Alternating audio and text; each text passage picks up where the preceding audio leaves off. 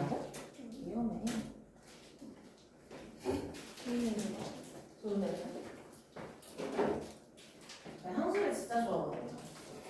그러니까 그 브랜드를 많이 하는 건 아닌데 향기가 나는 것들을 되게 좋아해.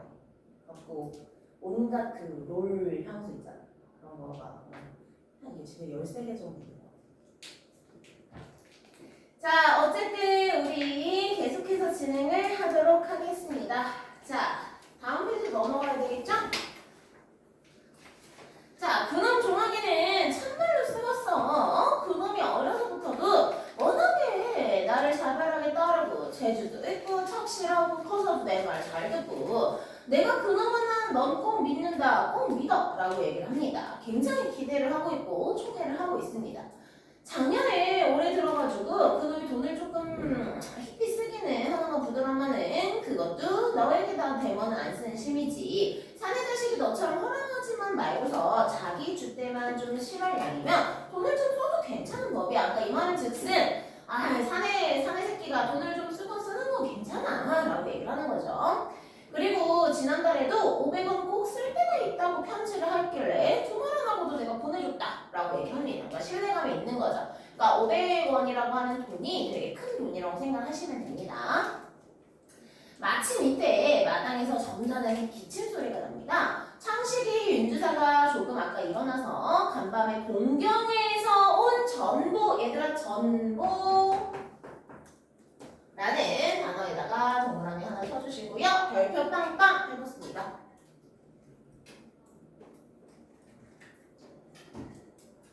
자, 전보 때문에 억지로 큰 댁에 행복을 했는데 윤주사는 소방으로 내려가서 아들 종수한테 언제 왔느냐 심상이 아른 채를 하면서 역시 토방으로 내려가서는 두 며느리의 상가로운 무언의 인사와 나루까지만 나선 이복 누이 동생 서울아씨 1인사를 받으며 방으로 들어가서는 부친 윤직원 영감한테 절을 한 자리 구부리고서 아들 종수한테 한 자리 절과 이복 동생 태식이한테 경례를 받은 후 한 옆으로 꿇어앉습니다.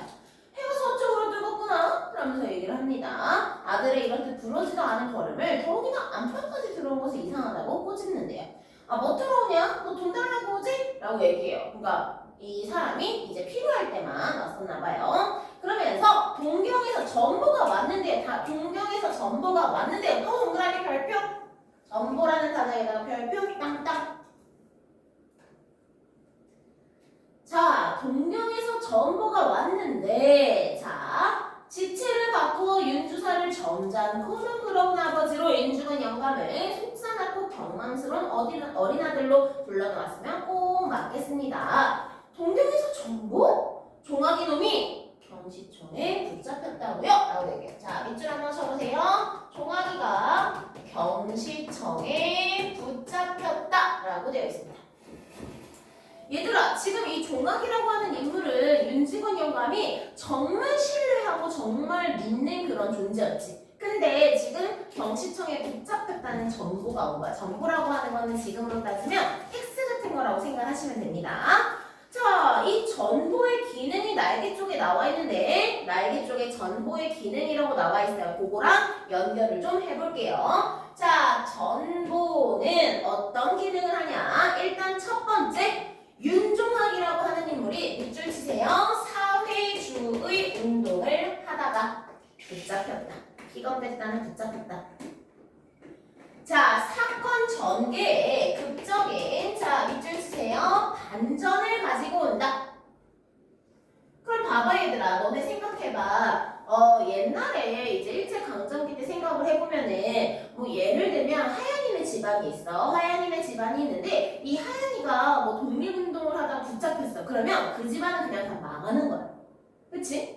왜? 집안을 다 뒤져서라도 이제 얘네들이 뭐 이렇게 혐의가 없는지 이런 것들 다 경찰에서 조사를 했을 거 아닙니까? 그치? 그러니까 한마디로 이제 몰락하는 거거든요. 그러니까 얘도 마찬가지야. 종아기가 사회주의라고 하는 거에 이제 연관돼가지고 붙잡혔다는 건 얘네 집안도 다 이제 들들들들 못 끌 거거든요, 경찰이. 그러니까 밑줄 치세요. 집안의 몰락이에요.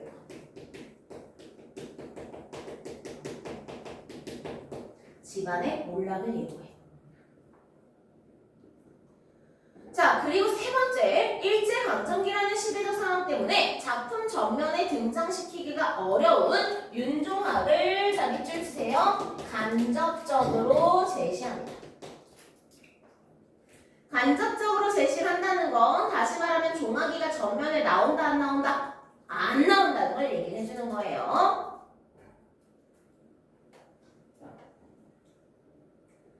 자, 다시 질문으로 넘어와서 동경에서 전보 종학이나 경치처럼 붙잡혔다고요. 뭐라고? 외치는 소리 똑같지만 엉덩이를 쿵 찌는 바람에 방구들이 내려앉을 뻔했습니다. 모여선 온 식구가 제각기 놀란 것은 물론이고요. 넘어가서 윤직원 영감은 마치 묵직한 뭉치로 뒤통수를 얻어맞은 양 정신이 멍해서 입을 벌리고 눈만 휘둥그랬지 한동안 말을 못하고 꼼짝도 못했습니다. 자, 체크하세요. 지금 윤직원 영감은 충격을 받았어요. 그쵸? 자, 충격을 받은 윤직원 영감의 모습을 뭐뭐인 양이라는 건 비유적 표현이라고 볼 수가 있어요. 그래서 비유적으로 제시해 주었다 라고 얘기할 수 있겠습니다.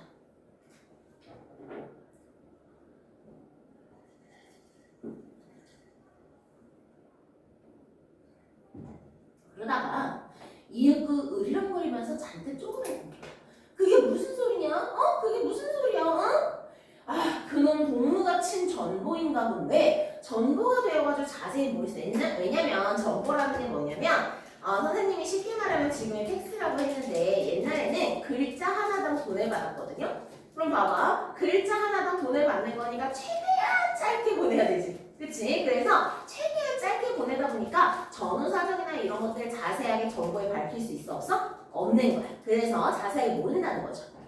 윤주사는 조끼 호주머니에서 간밤에 그 정보를 꺼내서 부친하게 올렸대요. 윤직원 영감은 채가득 정보를 받아서 쓱 들여다보더니 커다랗게 있습니다.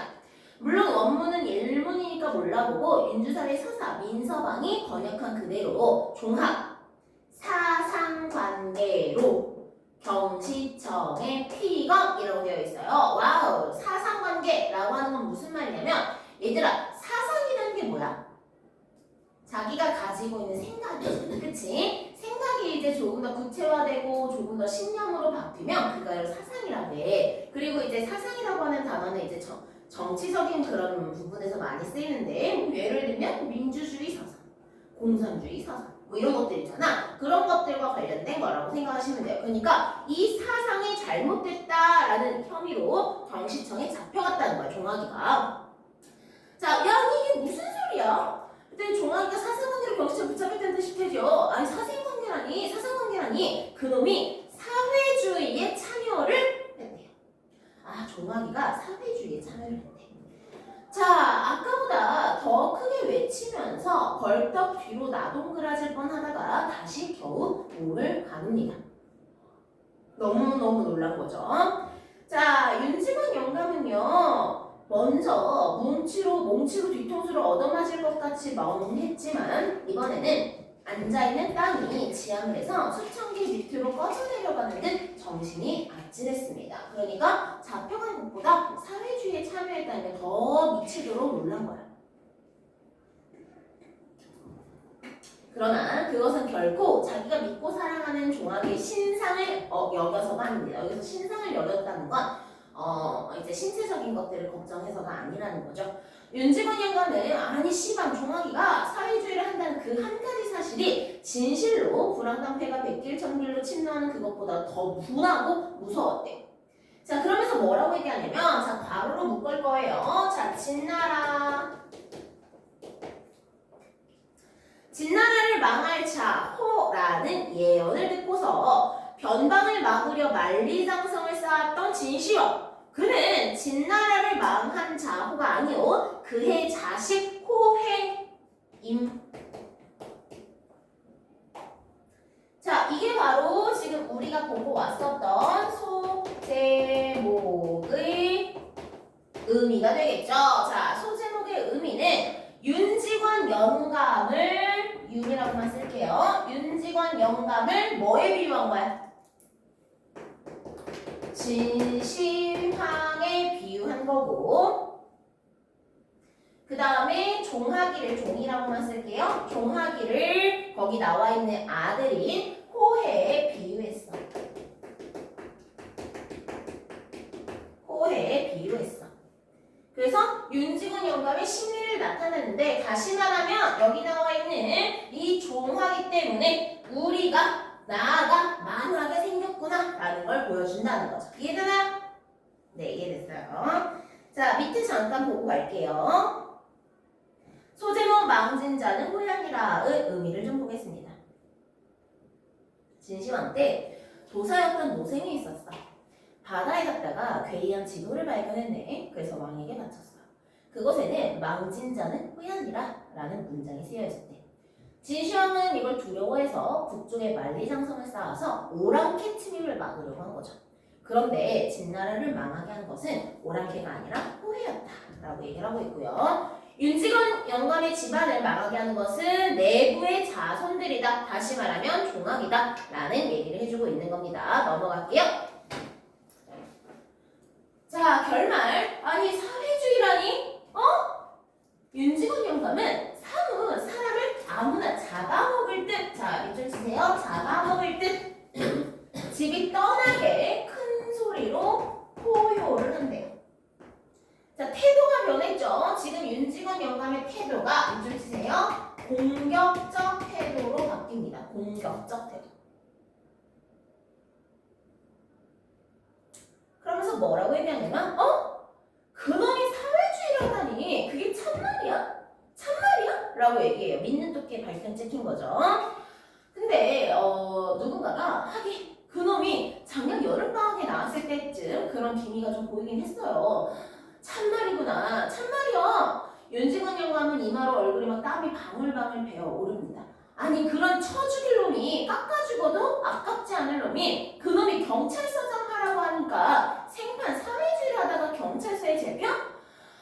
오사육시를 할 놈이 그러니까 아주 나쁘게 죽을 놈이 그놈이 어디 그게 당한 것이라고 지가 사회주의를 혀? 부자놈의 자식이 무엇이 베껴서 불황낙태에 들어? 라고 얘기합니다. 아무도 숨도 크게 쉬지 못하고 고개를 떨어뜨리고 섰기 아니면 앉았을 뿐 윤직원 영감이 잠깐 말을 마치자 바나는 물을 친 듯이 조용합니다. 자, 그러면서 이 작품의 아주 중요한 문장이죠. 오죽이나 좋은 세상이야? 라고 얘기해요.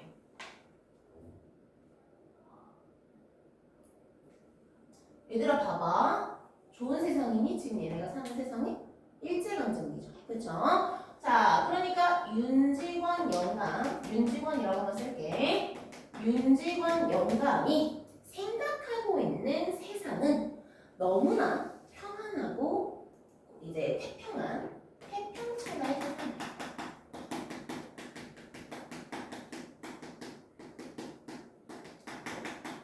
이 세상을 태평천하의 세상이라고 생각을 해. 이거는 너네도 알지만 이게 잘된 사상이야? 잘못된 사상이야?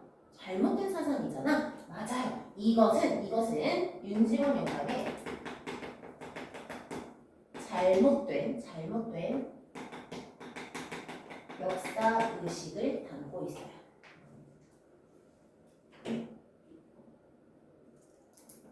윤직원 영감의 잘못된 역사 의식을 담고 있습니다.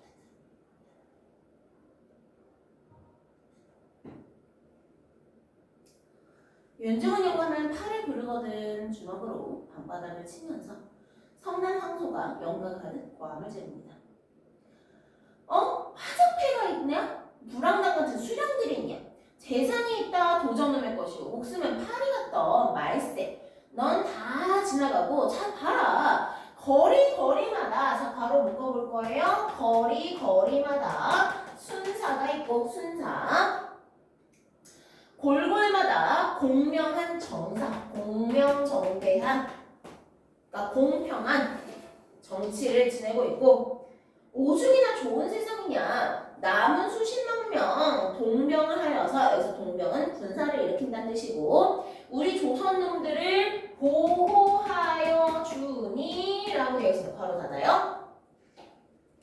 자, 지금 거리마다 순사가 있다. 그리고 고을마다 그들이 공명하게 전사를 치고 있다. 그리고 그들이 우리를 보호해주고 있다. 시대적인 배경은 일제강점기입니다.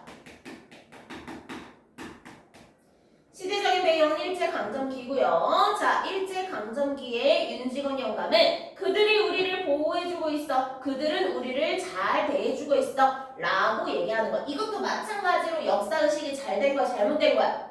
잘못된 거잖아, 그치? 역사의식이 잘못된 거야. 그러면서 뭐라 얘기하냐면, 야, 오죽이나 고마운 세상이야?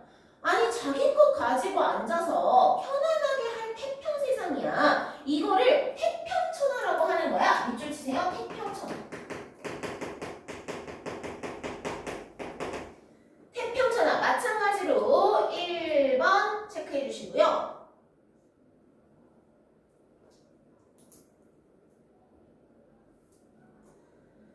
자, 윤직원 영감의 가치관이 드러나는데 이 가치관이 잘못된 역사 의식을 담고 있다라고 볼 수가 있겠죠. 잘못된 역사관을 담고 있다.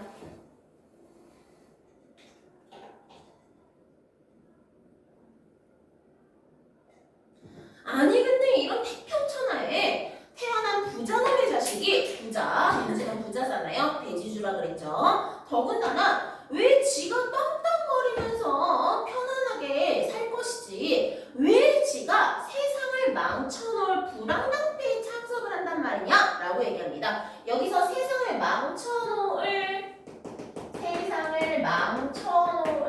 이라는 부분에다가 써볼 거예요. 자, 2번. 여기서 윤직원 영감이 생각하는 세상을 망쳐놓을 사상은 뭐야?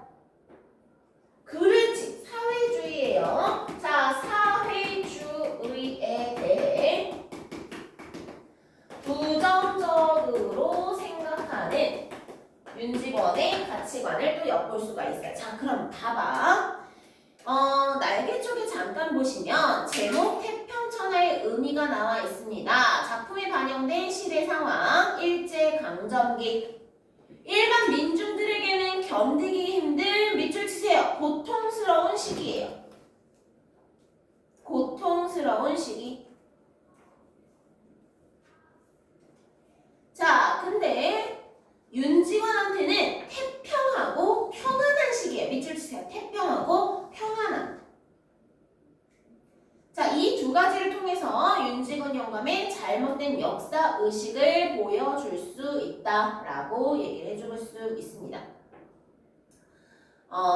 사회주의라고 하는 거를 간단하게 좀 부연 설명을 해볼게. 사회주의 엄청 긴 이제 가치관이긴 한데요. 요약을 해보면 사회주의라고 하는 사상은 다 같이 잘 살자 사상이에요. 그쵸? 그러니까 다시 말하면 사회 전체의 이익을 중요시하는 사상이라고 생각하면 돼요. 이게 사실 이 사회주의가 물론 이제 망한 사상이긴 합니다. 이 사회주의를 채택했던 이제 국가들이 그걸 유지하지 못하고 다들 이제 민주주의나 또는 이제 여러 다른 사상으로 빠졌으니까. 왜냐하면 오늘 생각해봐. 사회주의는 결국 이 나라 전체의 이익을 중요시하는 사상이야. 말로만 들으면 완전 최고죠. 그쵸? 자, 그래서 종학이가 여기 나오는 이 종학이라고 하는 인물이 나만 잘 살면 안 될 것 같아. 나만 잘 살면 안 될 것 같아가지고 이 나라 전체를 잘 살게 하고 싶은 마음이 있었던 거야. 그치? 그래서 사회주의라고 하는 이런 사상에 뛰어들었겠죠. 자, 근데 이런 종학이가 경시청에 붙잡혔습니다. 그리고 여기 나오는 윤직원 영감 어디였어? 윤직원 영감 같은 경우에는 무슨 사상을 가지고 있냐면 나만 잘 살면 되지. 남이 잘 사는 게 무슨 상관이야? 라는 사상을 가지고 있잖아. 그치? 그러니까 윤직원 영감 입장에서는 내가 부자고 부잣집에서 태어난 종학이는 그냥 자기 거 잘 챙겨가면서 잘 살면 되는데 아니 도대체 무슨 사회주의를 한다 그래가지고 이 나를 이렇게 몰락을 시키나 이런 생각을 하고 있는 거예요. 그러니까 사회주의라고 하는 단어 자체가 윤직원 영감이랑은 완전 다른 가치관이지. 왜냐면 사회주의는 다 같이 잘 먹고 잘 살자인데 얘는 나 혼자 잘 먹고 잘 살자니까. 무슨 말인지 이해되나요? 그래서 더 열이 받는 거야. 더 빡친 거야. 자, 마지막. 발광이 되는가 싶습니다. 아닌 게 아니라 모여선 각건들은 방바닥 치는 소리에도 놀랐지만 이 어른이 혹시 상성이 되지는 않는가 하는 의구의 빛이 눈에 나타남을 가리지 못합니다. 찰싹 깎고 죽일로. 종아리에 대한 분노죠. 그놈을 내가 편지하여서 100년 전역을 살리라고 할걸. 100년 전역 살리라고 할 테요. 뭐냐? 그 놈을 3천석 거리는 직분하여 주려고 하였는데, 재산을 나눠주려고 했는데, 그놈 3천석 거리를 톡톡 팔아서 경찰서에다가 사회주의 하는 놈 잡아 가두는 경찰서에다가 주워버릴 걸. 죽일로. 그러면서 마지막에 죽일 놈 소리는 울음소리에 가깝습니다. 이 태평천하에 이 태평천하에 발을 구르면서 막 마루로 나가고 꿇어앉았던 윤주사와 존수도 따라 일어납니다. 그놈이 만석군의 집 자식이 세상 망쳐놓을 사회주의 불황당대에 참석을 해서 죽일 놈 하고 얘기를 하고요. 연애 부르짖는 죽일 놈 소리가 차차로 사람께로 멀리 사라집니다. 그러나 몹시 사나운 그 포효가 뒤에 쳐다있는 각본들의 귀에는 어쩐지 암담한 여운이 스며들어 있어요. 밑줄 칠 거예요. 암담한 여운. 자, 암담하다는 건 어둡다는 거잖아, 그치? 자, 그럼 다시 말하면 이 암담하다라고 하는 건 윤직원 영감의 집안이 밑줄 칠 거예요. 붕괴될 것이다를 암시해줍니다. 붕괴될 것이라는 것을 알려주고요. 하나 더. 가득히 어두운 얼굴들을 면면상고 말할 바를 잊고 몸들 곳을 둘러보게 합니다. 마치 장수의 죽음을 만난 군주들처럼. 자, 장수의 죽음에다가도 밑줄 한번 쳐보시고요. 장수의 죽음은 마찬가지로 윤직원 영감의 몰락을 암시합니다. 자, 날개 쪽에 보시면 등장인물들의 별표 빵빵 대조적인 형상화. 대조적 형상화. 윤직원 영감, 윤창식, 윤종수는 모두 풍자 또는 비판 대상이에요. 풍자 또는 비판의 대상이고 작품의 전면에 등장합니다. 작품의 전면에 등장해요. 하지만 반대로 종학이는 유일하게 이 작품에서 긍정적인 인물에 해당이 되고요. 전면에 등장했어? 안 했어? 안 했어. 전면에 등장하지 않아요.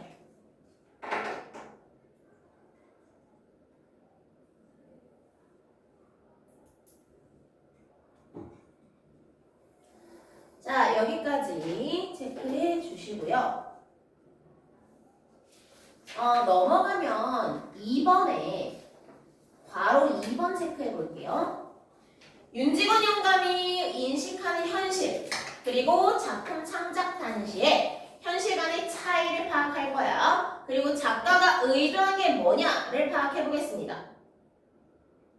자, 이 작품이 발표된 1930년대 후반은 일제가 우리의 민족 문화를 말살하고 우리나라를 병참 기지화하여 인적, 물적 자원을 약탈하던 시기예요. 여기서 병참 기지화라고 하는 건 뭐냐면 일본이 우리나라를 징검다리 삼아 중국, 베트남 등을 다 쳐서 자기네들이 먹으려고 했죠.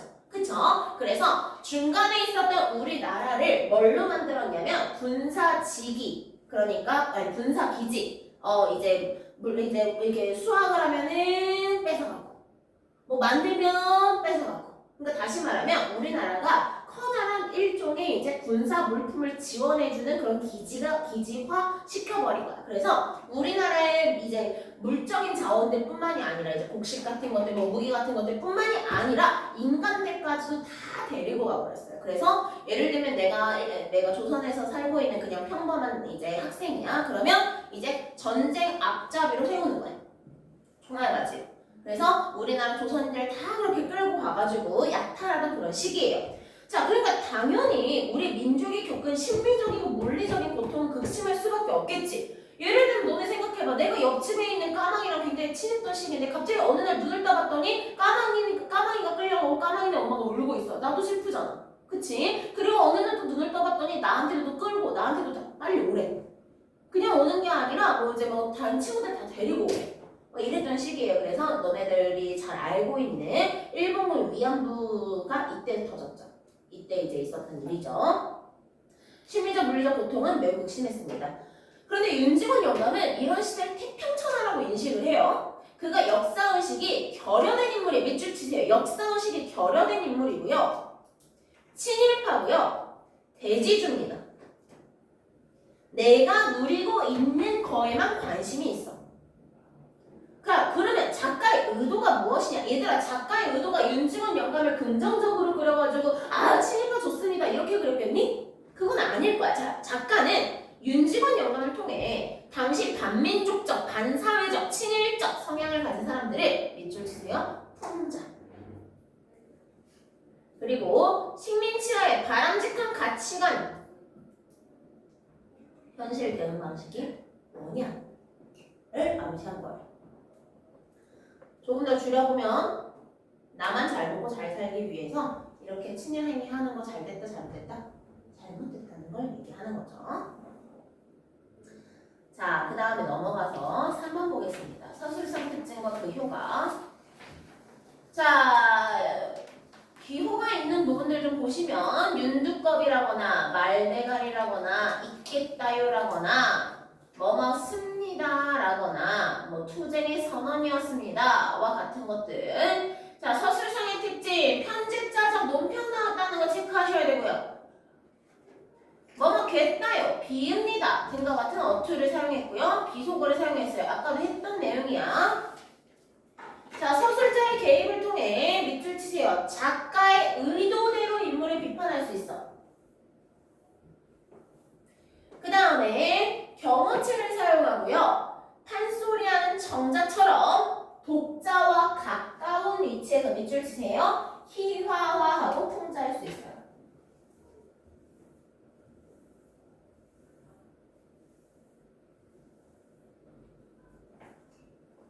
자, 네, 세 번째 비속어를 사용하고 상황을 반어적으로 표현한 건요.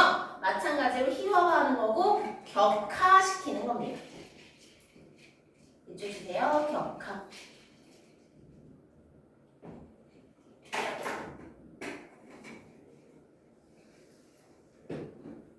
됐나요?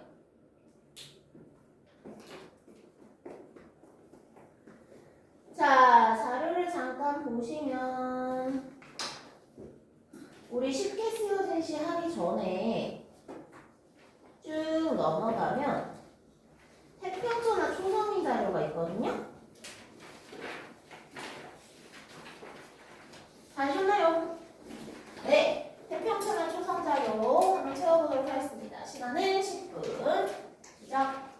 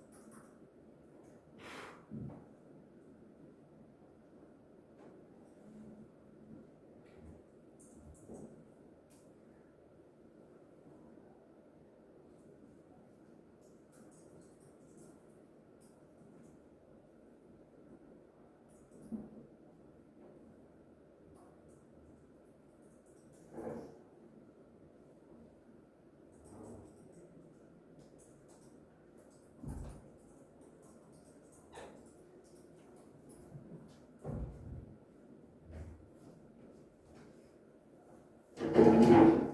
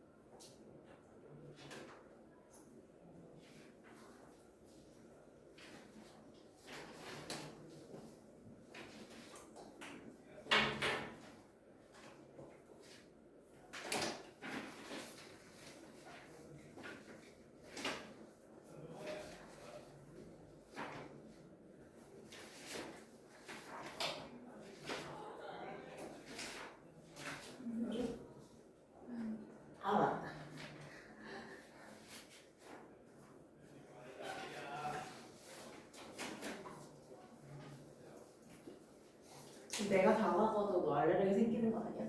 나 지금 온몸에 지금 고양이 털이 있는데. 조금 아니에요.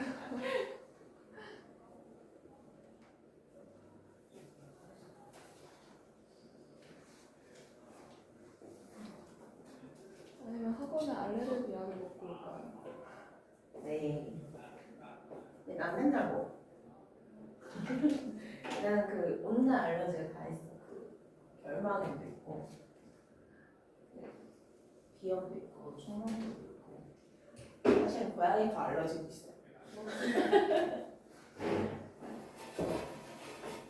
비염 있는 사람. 비염 있는 사람 알잖아. 그래서 아침에 일어나면 더 심해지는 거 알죠? 아침에 일어나면 진짜 휴지 한 10장 쓰는 거 같아. 거의 뭐 코끼리 수준이죠.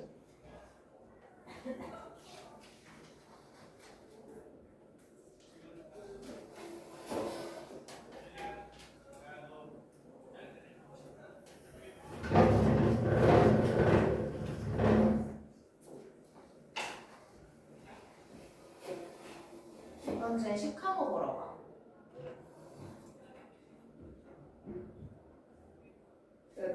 그리고 다음 주에 또 영웅 예매야.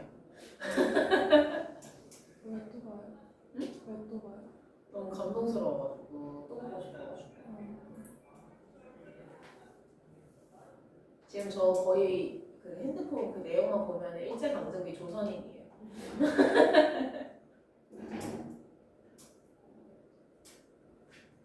근데 보통 약간 뮤지컬은 N차 관람 한다 그러거든. 그래서 N차 관람했던 게 뭐 있었지? 레베카도 한 3번 봤고. 근데 뮤지컬 영웅이랑 영화 영웅이랑 많이 달라요? 둘 다 좋긴 해요. 근데 확실히 이 노래나 이런 것들 현장감이라고 하는 게 무시하지 못할 수준이긴 한 것 같아요. 영웅도, 그러니까 영화 영웅도 되게 좋거든요. 되게 잘 만들었어. 근데 아무래도 어쨌든 한 번 이제 거쳐서 내 눈에 들어오는 거잖아. 근데 뮤지컬 영웅은 이제 그런 이제 거치는 거 없이 그냥 내가 그대로 이제 보게 되니까 훨씬 더 감정이입이 많이 되는 것 같아요. 다 했나요?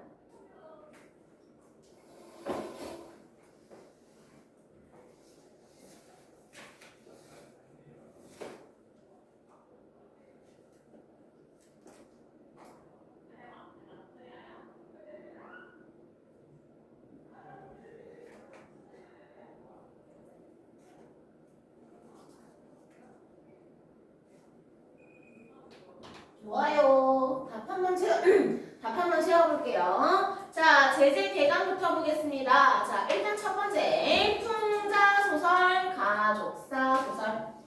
가족사 소설. 자, 성격은 아까도 했었던 거지만 비판적, 풍자적, 반어적 성격이 나오고요. 반어적 성격. 시점은 무슨 시점이에요, 여러분? 그렇지, 전지적 작가 시점. 자, 배경은 1930년대 일제강점기가 되는데 오타가 하나 있어요. 초성 하나를 잘못 넣었죠? 그쵸? 그거는 일제강점기로 고쳐주시고요. 자, 제재는 일제강점기의 타락한 삶을 다루고 있습니다. 타락한 삶. 주제는 부조리한 사회 현실에 대한 풍자적 비판을 다루고 있고요. 자, 희화화의 구성 방식으로 인물에 대한 풍자 효과를 높였다. 그리고 반어, 구어체, 판소리 사설의 문체를 사용했다. 반어, 구어체, 판소리 사설의 문체를 사용해서 생동감을 부여해 주었다.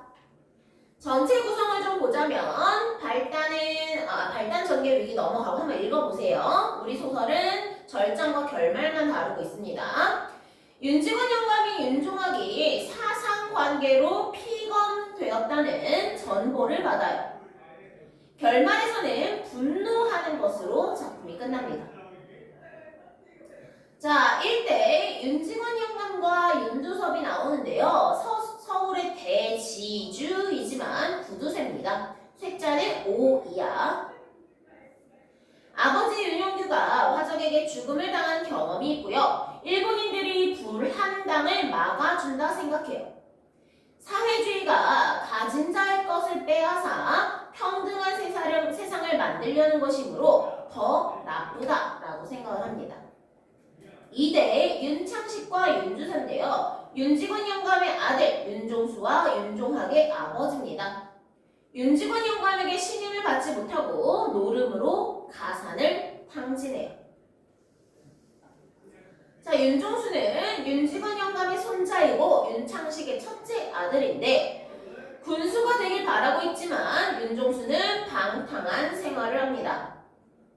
자, 윤종학은 둘째 아들이고요. 일본에서 유학 중이고 사회주의 운동에 참여하다가 피감됐어요. 윤직원 영감은 윤종학이 경찰서장이 되길 바라고 큰 기대를 걸고 총애하지만 피감된 이유로 실망합니다.